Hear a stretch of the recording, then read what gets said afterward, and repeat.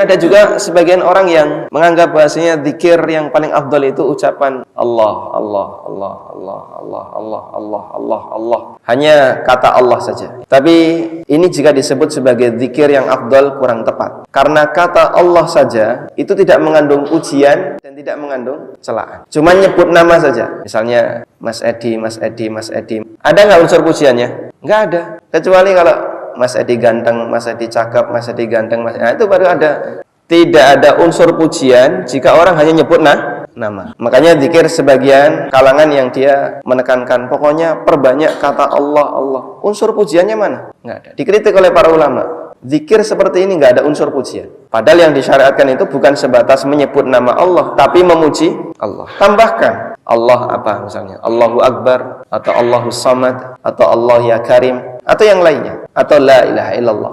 Disitulah baru ada unsur pujiannya. Kalimat Allah bukan zikir. Nah, tuh. Kalimat Allah bukan zikir. Tidaklah seseorang dapat pahala dengan menyebut Allah. Awas. Nah, Allah, Allah, Allah. Nggak dapat pahala. Dia muqayyadah, diikat baru dapat pahala. Diikat dengan zikirnya. Allah yang kita Subhanallah, Astaghfirullah, la ilaha illallah, baru jadi pahala, jadi zikir. Tapi Allah doang, kalimat Allah bukan zikir. Awas. Ya?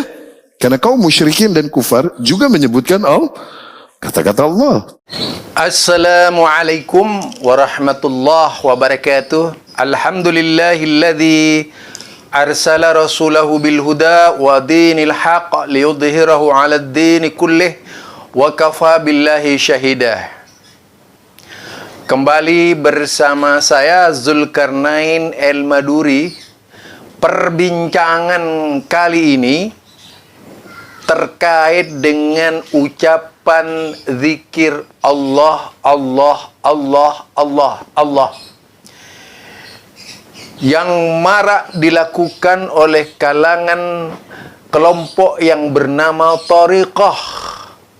Tak sedikit dari kalangan Thariqah, para Thariqah, ketua-ketua Thariqah yang jadi komando atau komandan yang mengomando acara-acara zikir bersama yang banyak dilakukan oleh mereka di berbagai macam kelompoknya. Bagaimana menurut pandangan Islam tentang kata Allah? Sebenarnya kata Allah ini sudah sangat dikenal di kalangan kaum musyrikin Mekah dahulu kala. Kata Allah diucapkan juga oleh mereka. Kalau mereka ditanya di dalam Al-Quran, Man khalaqas samawati wal ar, fayakuluna Allah. Kul man khalaqas samawati wal ar. Muhammad tanya kepada mereka, yaitu kaum musyrikin, siapa yang menciptakan langit dan bumi? Fayakuluna Allah. Mereka menyebut Allah. Nah, kata Allah ini sudah sangat dikenal di kalangan mereka. Mereka sebelum Islam sudah biasa tawaf di sekitar Ka'bah menyebutkan labbaik Allahumma labbaik, labbaik Allahumma labbaik, labbaik Allahumma labbaik. Tapi mereka tidak biasa menyambung dengan kalimat labbaik Allahumma labbaik la syarika laka labbaik. Enggak itu. Tak pernah disambung dengan kalimat tersebut. Karena kalau menyambung dengan kalimat tersebut berarti meniadakan Tuhan-Tuhan mereka yang lain yang biasa disembah oleh kaum musyrikin. Di dalam Islam, kalau kita lihat dari keseluruhan hadis-hadis Rasulullah sallallahu alaihi wasallam, memang tidak pernah mengajarkan zikir Allah, Allah, Allah, Allah, Allah. Yang ada di dalam Al-Quran, jadi kalau misalnya disebut Wadzkurisma Rabbika, itu bisa saja bermakna menyebut nama Allah, ya, menyebut nama Allah dengan cara Allah dan cara nabinya yang diajarkan kepada nabinya. Bukan bermakna menyebut istilah Allah itu saja, tidak cukup, tapi menurut tuntunan syariat yang diajarkan oleh Allah kepada nabinya. Sedangkan kalau kita membaca dalam kitab-kitab zikir, dalam Imam Bukhari, kitab zikir dalam Imam Muslim, kitab zikir dalam Imam Abu Daud, kitab zikir dalam Imam Nasai, kitab zikir dalam yaitu Ibnu Majah, kitab zikir dalam Imam Turmidi, kitab zikir dalam Imam Malik, kitab zikir dalam Imam Ahmad bin Hanbal, kitab zikir dalam Ad-Darimi. Semua kitab zikir yang diambil dari berbagai kitab itu tak pernah menyebutkan hanya menyebut Allah. Karena tak termasuk kalimat mufid di dalam zikir yang diajarkan oleh Allah Subhanahu wa taala. Kalau kita melihat kalimat mufid yang sempurna, yaitu adalah kalimat la ilaha illallah wahdahu la syarikalah lahul mulku wa lahul hamdu wa huwa ala kulli syai'in qadir. Mengucap kalimat la ilaha illallah saja itu belum sempurna jika dibandingkan dengan zikir-zikir yang banyak diajarkan oleh Allah Subhanahu wa taala melalui lisan nabinya. Ya, melalui lisan nabinya. Nah, kita bisa membaca di situ antara kalimat la ilaha illallah dengan kalimat dengan huruf Allah.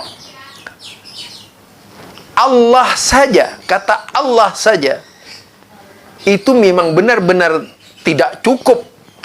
Karena memang kalimat Allah adalah kalimat yang diucapkan siapa saja.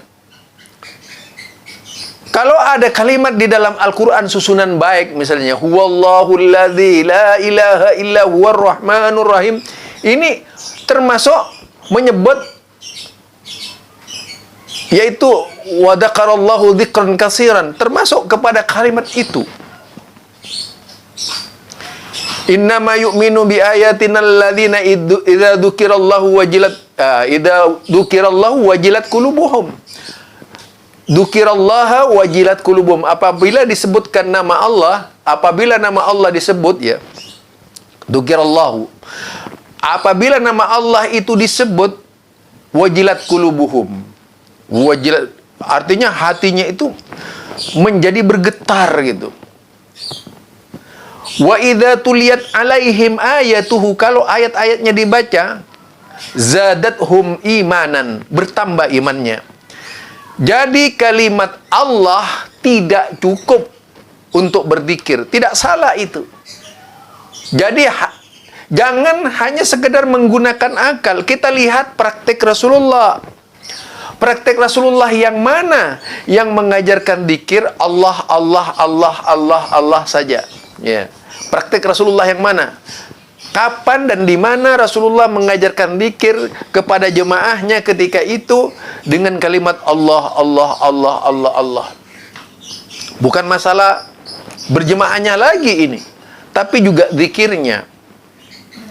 Sementara dari perjalanan sejarah thariqah yang ada di dunia menetapkan kata Allah itu sebagai salah satu zikir andalan mereka, salah satu zikir favorit mereka, salah satu zikir populer dari mereka.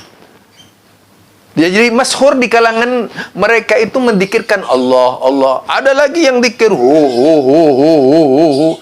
kalimat semua itu tak pernah diucapkan oleh Rasulullah sallallahu alaihi wasallam. Tetapi orang-orang belakangan sesudah Nabi merasa lebih sempurna dari Nabi, merasa jadi Nabi, merasa dimandat oleh Nabi, sehingga dengan sengaja-ngaja menjauhkan umatnya dari kebenaran agama yang sesungguhnya.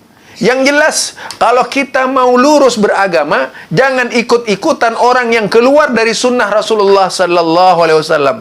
Jangan ikut-ikutan orang yang melampaui batas dari Rasulullah sallallahu alaihi wasallam.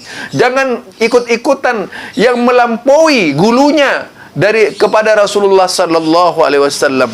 Karena orang yang seperti itu cenderung akan berbuat banyak kesalahan di dalam mengajarkan agama. Ini barangkali dari saya, Zulkarnain Al-Maduri. Intinya, kalau mau berzikir, berzikirlah sesuai dengan tuntunan. Itu jauh lebih selamat daripada mengikuti tuntunan yang bukan tuntunan Rasulullah sallallahu alaihi wasallam. Karena banyak tuntunan, bahkan seringkali jadi tontonan. Subhanakallahumma wa bihamdika astaghfiruka asyhadu an la ilaha illa anta astaghfiruka wa atubu ilaik. Assalamualaikum warahmatullahi wabarakatuh.